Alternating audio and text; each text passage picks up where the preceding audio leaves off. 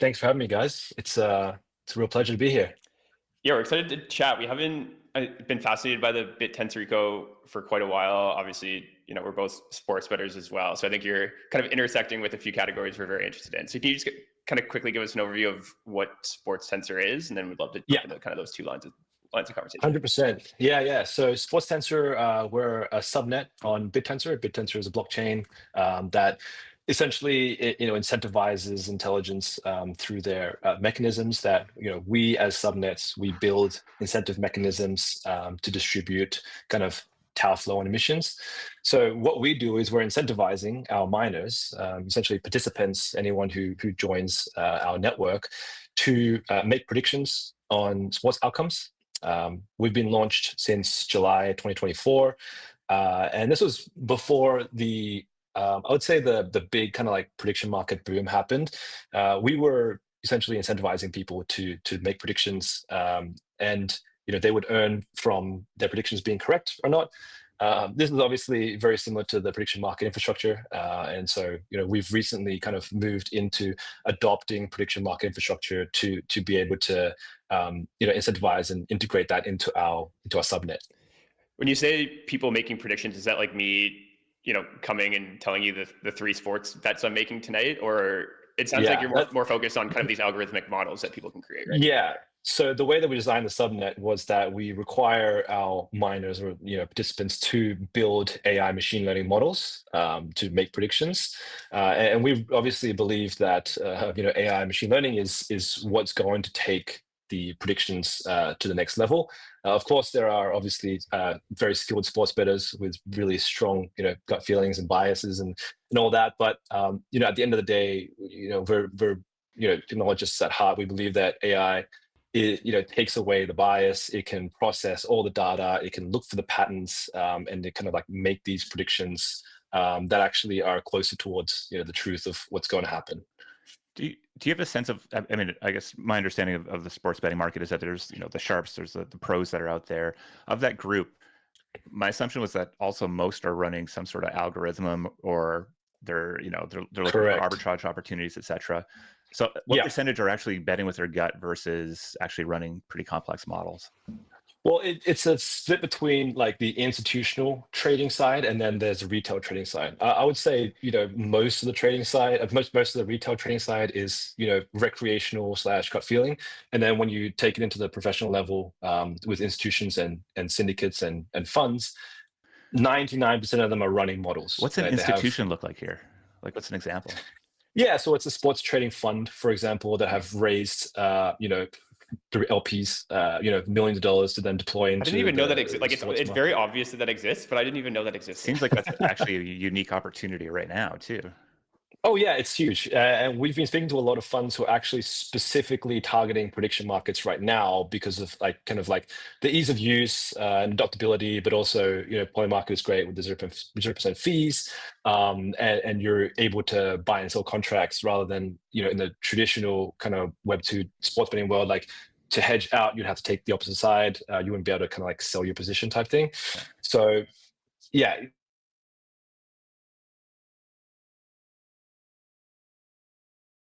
Prediction markets offered all sports Can you betting. dive a little deeper into your, I guess, end-to-end mechanism? So, you have these individual actors running their models, you're kind of judging their Yeah. performance. Then what do you do with that kind of Yeah. aggregate view of performance? Yeah, so we have a novel like specific scoring mechanism that applies to like what we consider good predictions, and there's obviously a longer time frame in terms of how we look at the trade history, and then we aggregate that. We build what we call meta models on top, so models that use the prediction data as input data.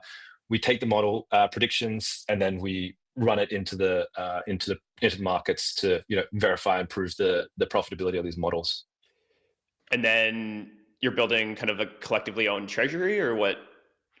Yeah, so right now we're running that through our own treasury. Okay. It's really to just kind of like verify, that this, the collective intelligence is actually working right now.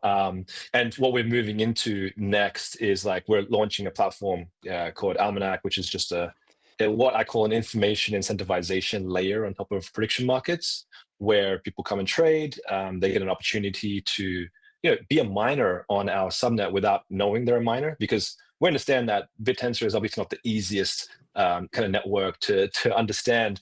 There are a lot of nuances and requirements in becoming a miner. So we're trying to abstract all that away to the point where, Jess, Josh, either you guys can actually become and be a miner without realizing that you are on BitTensor. And having that platform to be able to allow you to do that, that's where we then kind of like drive volume there. We charge a fee. That fee goes into the value goes back into our token, which we have as a subnet. And so that's kind of like how So if Josh and I, as non, we're the definition of retail participants here. What does mining mean for us? Like, am I just running something in the background? Am I taking direct action in it? Yeah, so you're taking directional bets, essentially. Okay. Like what you feel like, the average person may not have an edge, but you guys have probably experience, or you have more knowledge in a certain sport or team. My P&L shows that that's not true, sir, but thank you. I appreciate it. Yeah, I mean, yeah. So I think, look, I believe that everyone has an edge in like one way, shape, or form, and you could deploy that into Almanac or prediction markets, and you could profit off that. For us, we believe that incentivization is what really drives people to do more, right? I think with prediction markets, you see that it's an information exchange, right? How I have information, money off that if I put that information into the market. And that's incentivization, right? And so what we're doing is like we're incentivizing. We're actually, for lack of a better term, was like we're just putting a big pot of money in front of you. Like say, Jess, Josh, again, here's $50,000. Got my attention, right? This could be yours if you can, potentially predict better than the current leaderboard. Let's just say. And so what is that going to do for you guys? Obviously you guys are probably going to think, okay, how am I going to be able to get an edge over these guys? And so for us, the byproduct is that you would probably go and start, talking to machine learning experts or AI practitioners and be like, hey, can you build models? Can we start working on a way to outperform these guys together, drive that real intelligence into the market, and then get a share of that $50,000 pot? I'm curious, are the top models very similar and just competing on a very thin edge, or are you seeing very creative approaches here that outperform?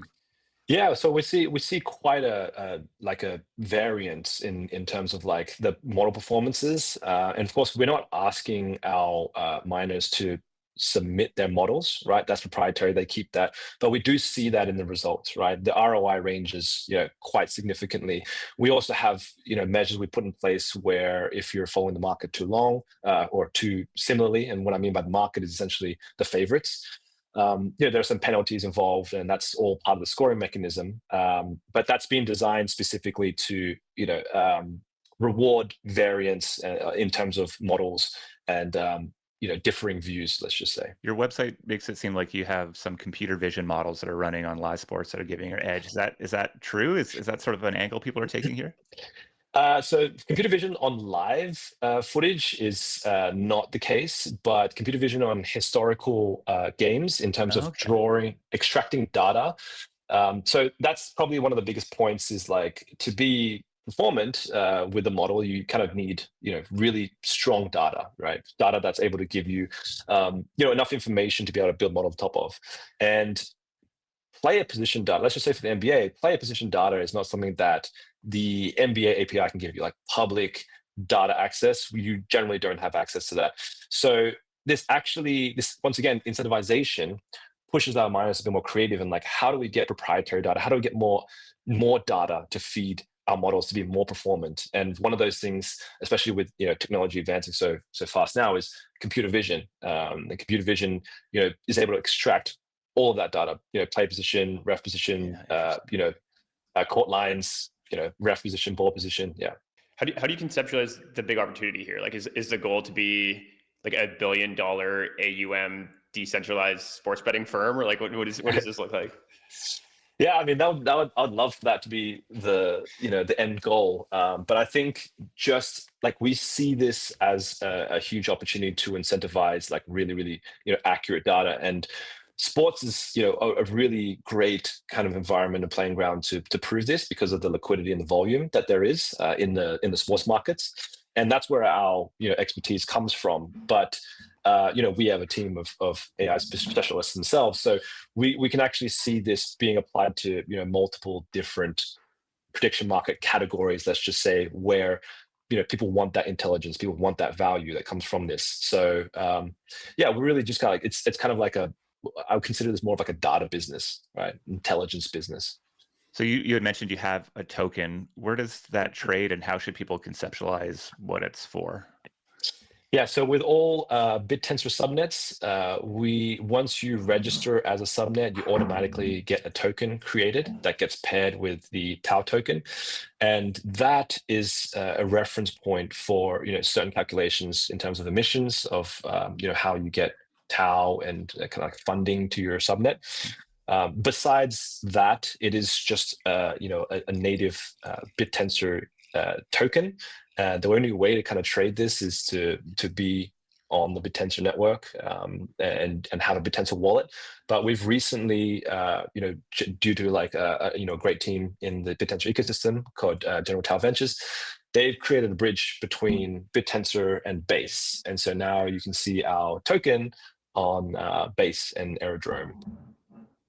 Nice. Yeah, we were looking at the markets being like, what the f is going on here? How do we? Yeah. Okay, maybe. Yeah, the markets are rough. Yeah. Well, yeah. I mean, it's we like rough market. We're not afraid. We love it. And in fact, you know, if you have a token, you come on the show. We are buying some of your token with our trading fees from our 11 a.m. token. So it was a desire to get in at a lovely price.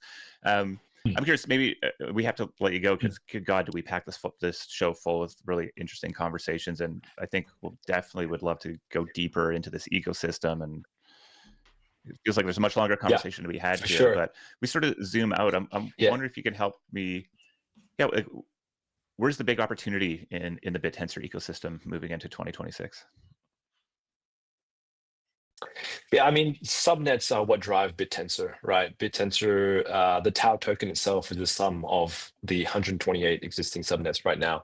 I think the fact that most people draw the comparison of like getting into these BitTensor subnets is like getting into, you know, OpenAI, you know, a couple of years ago, or you know, Anthropic.